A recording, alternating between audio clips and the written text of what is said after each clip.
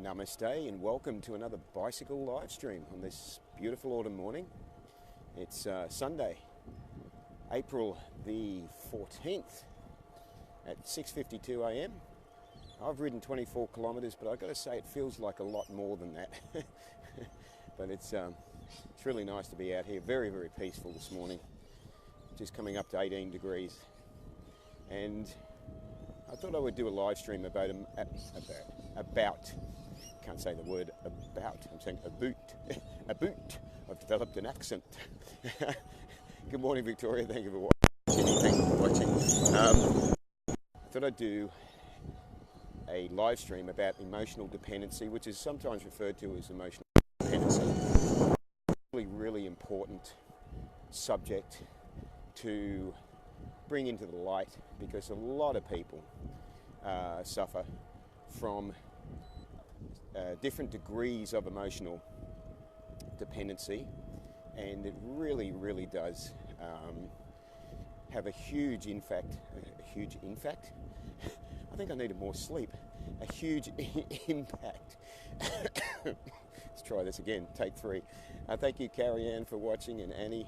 It has a huge impact on the way we live our life, our emotional well-being, just how happy we are with our connections and with ourselves. And in fact, there's a key in that when I talk about how happy we are, because that is actually a defining characteristic of why emotional dependency comes about, because it's something that we create for ourselves. But I'll get into that a little bit further down the track. Let me just have a look at what direction I'm going to ride. I think I'll go left. So just imagine that as you grow up, and a lot of you will be able to relate to this, just imagine as you grow up that your parents, I'll just say parents, I mean it might be some other form of guardian, but let's just say your parents. Just imagine as you grow up that your parents blame you for a lot of things as you're growing up, and that over a period of time, we come into the world as perfect spirits, carrying a of karmic baggage with us that must be enacted upon or paid out. But over a period of time, we are subject to the environment that we are brought up in. And we have the free will, as I've discussed many times, what's called response ability. We have the ability to respond in different ways to this environment, to the people around us who are telling us that who want us to believe that way. It's up to us how we choose to respond to their conditioning, but we can be subject to this very strong conditioning. As a young child, it's very, very hard to escape, and it's our reality, it's our normal, it's our world, it's what we believe. So imagine that you've come into the world, and over a period of years, you were conditioned to constant, possibly subtle, but constant and repetitive messages from those that are bringing you up, that are giving you a message that they're not particularly happy with you, that there's something wrong with you. They're blaming you for the things that are happening in their life, which is a projection, of course, and I've spoken about this before. In other words, they throw their baggage, they project their own lack onto us, and I'll keep it in the tense I was using it in, onto you. They project their baggage onto you, and you are left as a kid growing up trying to prevent this shit being thrown at you. And so there are different strategies we as children, or you as a child, develop in order to handle this situation. You'd want to be our most pressing need is always for soul love. And so we want to try and find a way, I hope it's not too windy, we want to try and find a way to bring that into our life all the time. So we develop very cleverly different strategies to cope with a situation that we're not finding very pleasant at all. And that's the situation where we're being blamed for other people's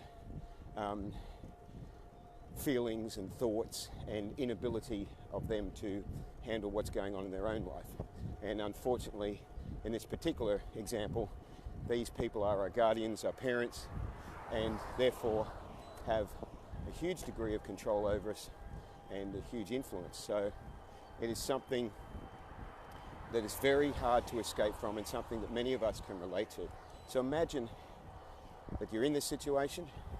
Maybe some people watching now can go, yep, definitely can relate to this totally. In fact, a lot of people can. The more I talk to people, the more the more it just becomes so common that parents just project so much onto their children that is not fair. I'll put it that way. So we develop coping mechanisms that allow us to still try and feel that we're okay to some degree, to still try and feel the soul love that we want to feel. And good morning, talking about soul love. Good morning, my love. So glad you're able to watch this topic.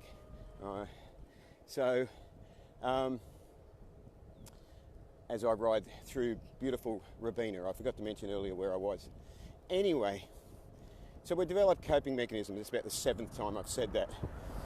And one of the things that we can do if we're dealing with parents who are difficult for us to understand and relate to as a child is that we can develop a mechanism, coping mechanism of trying to please them all the time.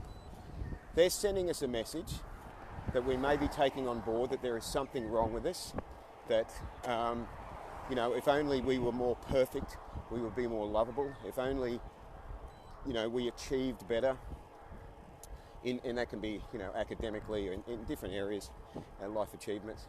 So they're sending us this message that we can take on board, and unfortunately a lot of us do, and we end up in this position where we think if we can somehow make our parents happy, then they will be happy with us, and the things in the home will be a lot more pleasant. So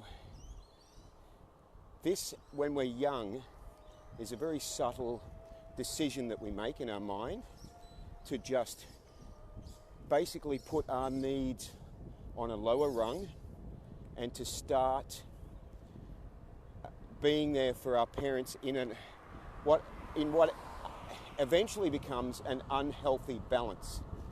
It's not holistically balanced, and it's creating a situation from a false dichotomy of a belief system that we put in our own head that says that if only I could make my parents happy, then they would be happy with me.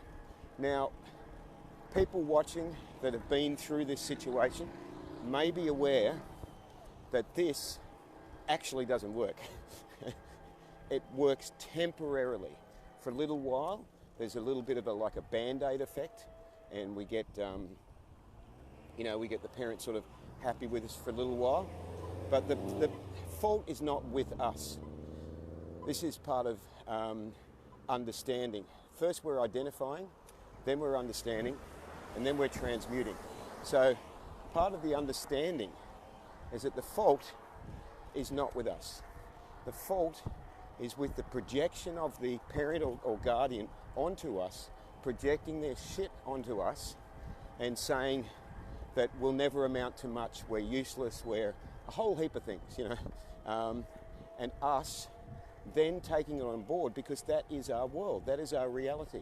So we end up in a situation where our belief in ourselves, I hate to use self-esteem, that terminology, but our belief in ourselves is shattered.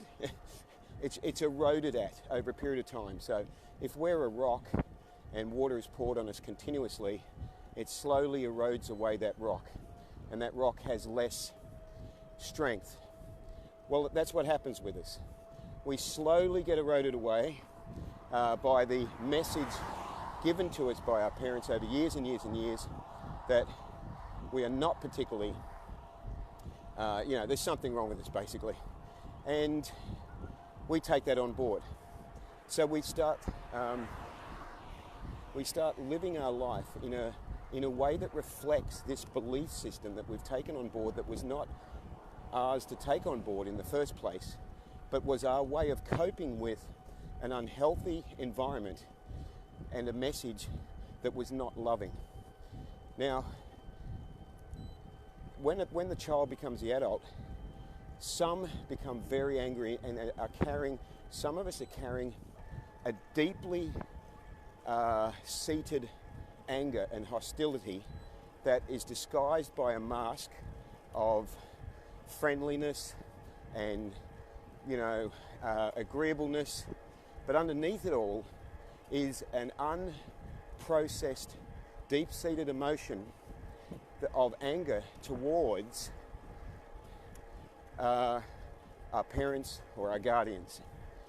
This energy that we carry with us then deeply, deeply affects the people we attract into our life and how we relate to them and the lessons that come up for us.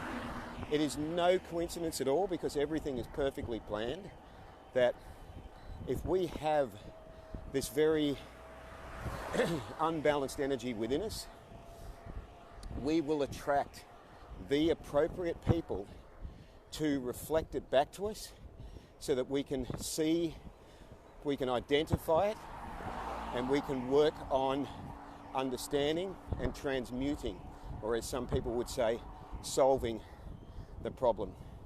So one of the ways of helping to identify where we're at when it comes to emotional dependency is to ask ourselves some questions, such as, how important is it to me, for me, to make sure that the other person is always happy, even though that's their responsibility, not mine? So how important is it to me that I do that? And then how much do I put down my own needs in order to make sure that that person is happy? So this is a very strong component of dependency. There's a lot of different areas of dependency, but that is a very strong component. Because if we are doing that, even to a smaller degree, then there is a degree of emotional dependency there. Now, it's also very important to define the difference between emotional dependency and between moral and ethical behavior. We have a moral right to always be treating ourselves and others kindly and compassionately. This is critical to our health, to the health of every living being, to the health of the planet. And this, of course, ties in with the ethos of veganism, of course. So, and I've spoken about that before in other live streams. So we have a moral imperative to treat ourselves and others in a compassionate, kind way. We do not, and we are not, and have never been responsible for the way that other people react to the way we treat them. We cannot control that. We can only control our own actions. We cannot control their reactions. And so what we find is, if we are emotionally dependent, we are in a state where we're constantly trying to control someone else's reactions to be positive towards us, and also constantly worried about it. Like we're not at peace, because our foundational emotional development was showing us that there was something wrong with us, and that the way to solve that problem was to find some peace by helping the other person be happy.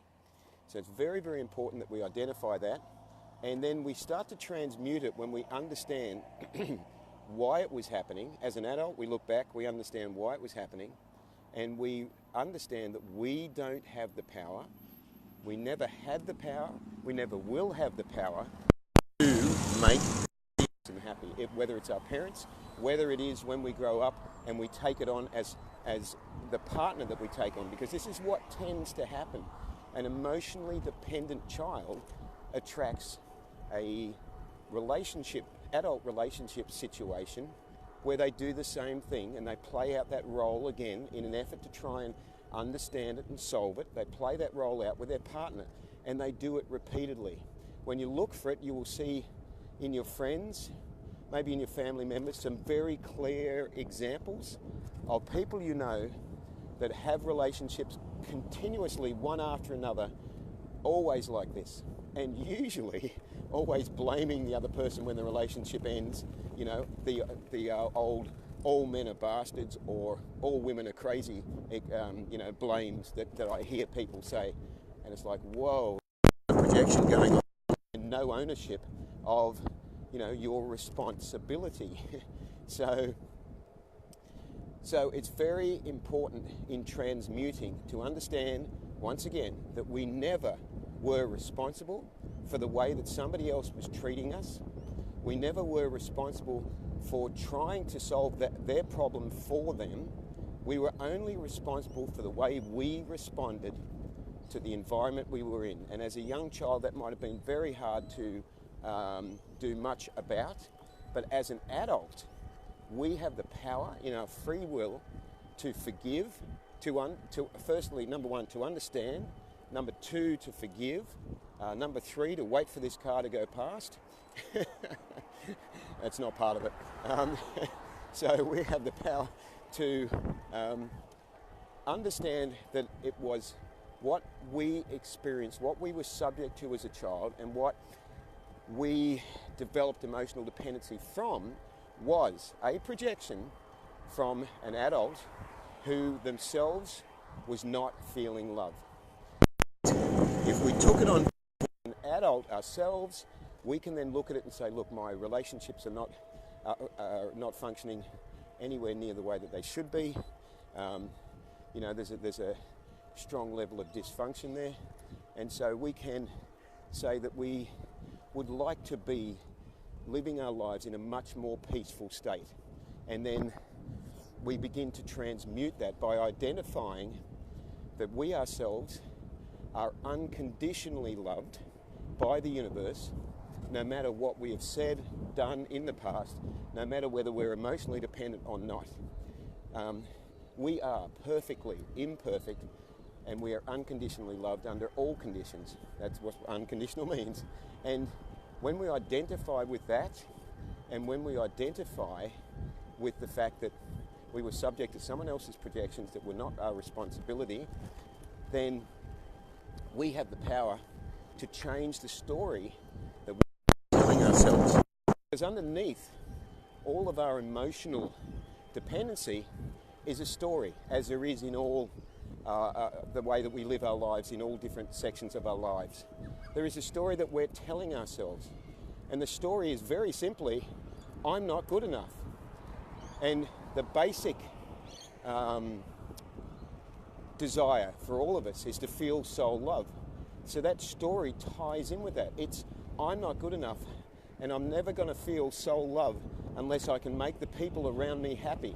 You can't make the people around you happy. And to waste your energy and your life in trying to do that with your parents, trying to do that with your partners, is sadly a waste of spirit, to quote a favourite line out of my favourite movie. So I hope that this live stream gives you some food for thought, and feel free to ask questions at a later stage. But just to understand that we have the power in how we respond to events that are happening in our lives now, but also in how we understand and respond to events that happened in the past. As Byron Katie says, Who would you be without your story? We can change our story. I've done it. You can do it. You can create a new story that comes from a more positive understanding, a more positive mindset, that comes from a holistic spiritual grounding and understanding that we are all loved unconditionally. And that's what I wish for every living being, for the Mother Earth, for every animal, is that we all live, love, enjoy, feel that we're at peace, that we feel the value that we did not feel when we were growing up because our parents didn't feel it either, so they projected onto us their lack, and their parents projected it onto them. And so the sins of the father are the sins of the son, but we have a chance to change, to remove that deep-seated anger or depression that drives us, and to become a more mature, happy, healthy, responsible, loving vegan. Thank you for watching. I hope you've got something out of this live stream. Remember to live vegan and save lives. And I will continue on my merry way on this beautiful autumn morning. You are loved unconditionally, always. Ahimsa.